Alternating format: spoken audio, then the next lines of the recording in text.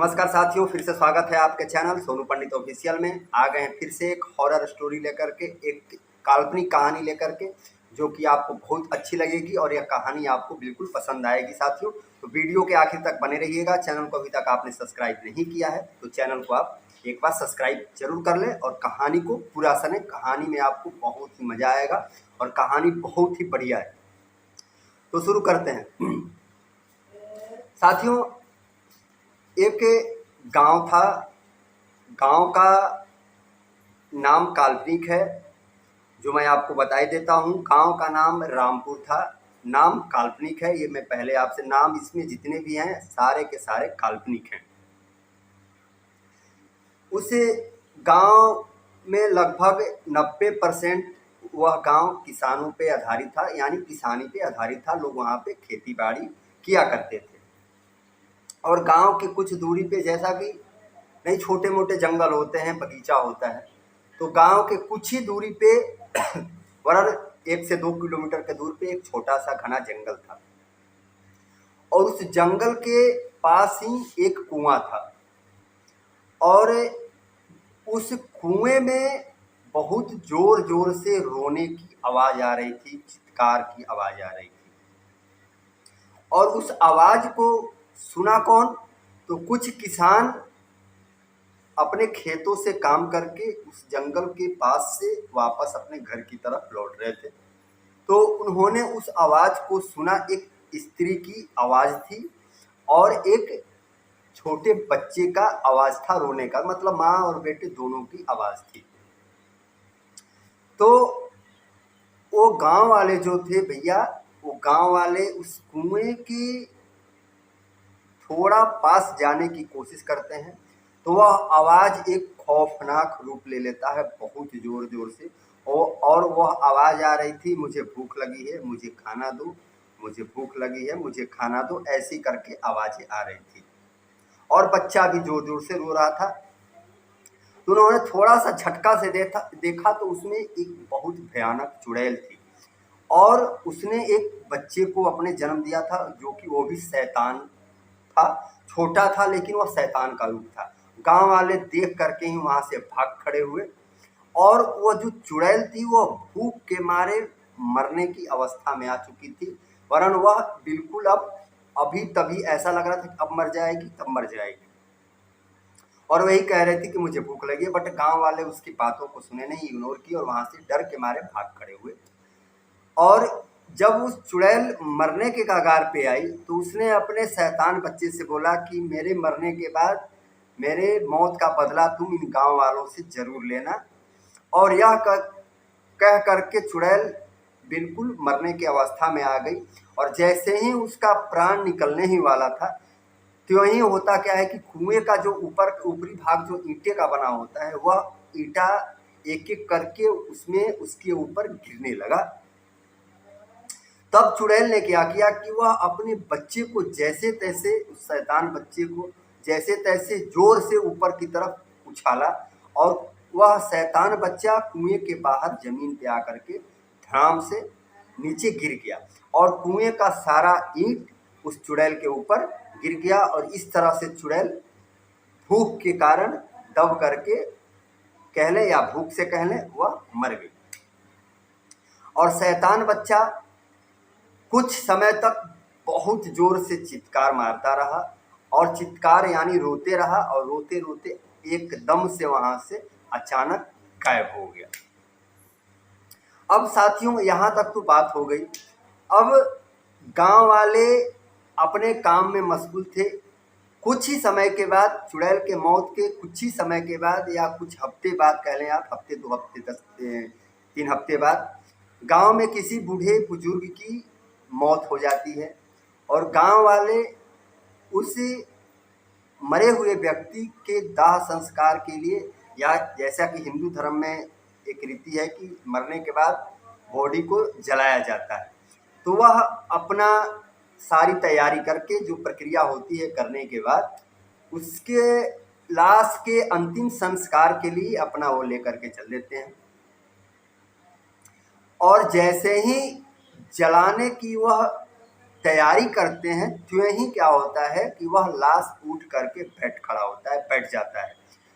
भैया बैठ कैसे जाता है? तो वह जो शैतान बच्चा था जो कि गायब हो गया था, चुड़ैल का बच्चा था, वह उस मरे हुए शरीर में प्रवेश कर जाता है और उठ करके बैठ जाता है और एक विकराल रूप ले लेता है। यह दृश्य देख करके गांव वालों में भय का मातम छा गया और गांव वाले उस व्यक्ति को छोड़ करके अपनी जान बचाते हुए गांव की तरफ लौटे और वह मरा हुआ व्यक्ति शैतान का पूर्ण रूप लेकर के जब खड़ा होता है तो एक विकराल और बहुत ही भयानक उसका शरीर दिखाई देता है और फिर वह कहता है कि मुझे भूख लगी है, मुझे खाना दो, क्योंकि वह चुड़ैल का बच्चा था और चुड़ैल उसकी जो माँ थी भूख से मरी थी और ये भी क्या था, भूख से ही तड़प रहा था। अब वह गांव की तरफ चलता है, गांव की तरफ जाने के बाद गांव में प्रवेश कर देता है और एक एक करके सबको खाना शुरू कर देता है। हालांकि जब उस व्यक्ति की जो मरा हुआ व्यक्ति था, जब उसकी बॉडी को जब जलाने के लिए लोग गांव वाले जब जलाना शुरू किया, हल्की सी थोड़ी जला चुके थे जो कि पैर उसका जल रहा था, उसी पीरियड में उसमें जान आ जाती है, वो शैतान की आत्मा आ जाती है और वह उठ खड़ा होता है और उसी पैर जो हल्का हल्का जो नीचे की तरफ उसका पैर जल रहा था, आग जल रही थी, वही उसी जले अवस्था में ही उसका पूर्ण रूप दिखाई देता है और वह गांव की तरफ बढ़ जाता है और गांव में एक एक लोगों को पकड़ पकड़ करके जला जला करके वह मारना शुरू कर देता है और खाना शुरू कर देता है। साथियों, इस तरह उसने पूरे गांव को खाली कर दिया, गांव को खाली कर दिया। अब कोई इंसान उसको दिख नहीं रहा था। तब वह गांव से जो ही बाहर निकलता है उसे एक व्यक्ति एक पेड़ के नीचे, एक वृक्ष के पास छिपा हुआ दिखाई देता है। वह व्यक्ति बहुत रोता है, गिड़गिड़ाता है कि मुझे छोड़ दो, तुमने तो सारे गांव वालों को खा गए, अब मुझे खाने के बाद तुम किसको खाओगे? तो वह शैतान सोचता है। तभी वह व्यक्ति जो कि छिपा हुआ था वह उस शैतान के पैर में आकर के उसके पैर को पकड़ करके रोने लगता है और अपनी जान की भीख मांगने लगता है।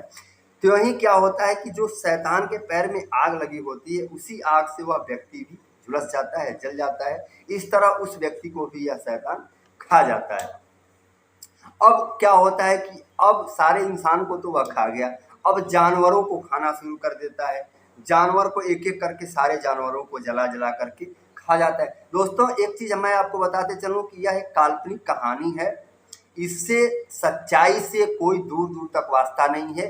यह पब्लिक के एक मनोरंजन के लिए हमने यह कहानी बनाई है और यह मैं आपको वीडियो के माध्यम से सुना रहा हूं। इससे, इस कहानी से सच्चाई से कोई दूर दूर तक कोई वास्ता नहीं है। ये नोटिफिकेशन मैं आपको पहले क्लियर कर देता हूं।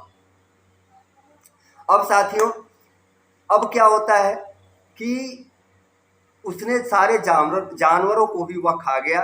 अब उसके बाद भैया वह जैसे ही सारे गांव को साफ करके वह अब दूसरे इलाके की तरफ निकलना शुरू होता है, तो जो मरा हुआ व्यक्ति, एक कहानी के शुरुआत में मैं जा रहा हूँ, जिस मरे हुए व्यक्ति के दाह संस्कार के लिए गांव वाले ले करके आ रहे थे और जिसके शरीर में वह शैतान इंटर किया था, घुसा हुआ था, उसी व्यक्ति का पोता जो बाहर विदेशों में रहता था वह आता है यह सुन करके कि मेरे दादाजी एक्सपायर कर गए हैं, तो उनके दाह संस्कार के लिए वह आता है और अपने शैतान रूपी दादा को देखता है। गांव के पास आते ही गाड़ी खड़ी करता है और अपने शैतान रूपी दादा को देखता है तो गाड़ी से बाहर आता है और बोलता है, दादाजी आपने यह क्या भेष बना लिया, मैंने तो सुना था कि आप एक्सपायर कर चुके हैं।